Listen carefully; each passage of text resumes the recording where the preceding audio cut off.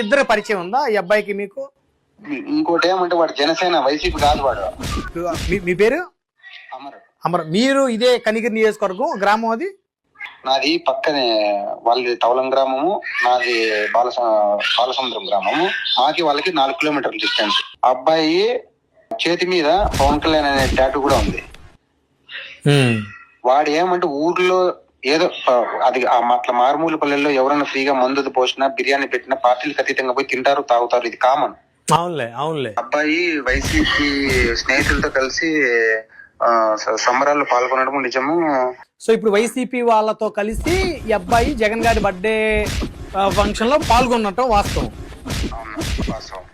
అయితే మరి గర్భిణీ స్త్రీని అబ్బాయి కాలుతో తన్నాడు అని చెప్పేసి అక్కడ వాళ్ళు కూడా లేడీస్ కూడా ప్రెస్ ముందు మాట్లాడారు కదా, మరి వీళ్ళ తరపు నుంచి ఎవరు ఎందుకు మాట్లాడలేదు? అబ్బాయి వాళ్ళ వదినే, అమ్మాయి ఎవరో కాదు. ఈ అబ్బాయి ఆవిడ వాళ్ళ బంధువులే. వాళ్ళ వదినే, వాళ్ళ అన్న భార్య. అయ్యో.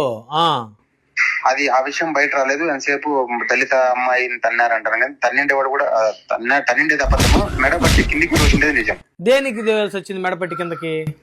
ఆ అబ్బాయి టపాసులు పెట్టినప్పుడు ఆ అమ్మాయి పోయి ఇక్కడ పెట్టద్దు ఇంటి ముందర, అక్కడ పోయి పెట్టుకోండి అని చెప్పింది. అంటే వీళ్ళకి వాళ్ళకి పట్టలేదా, గొడవలు ఉన్నాయా?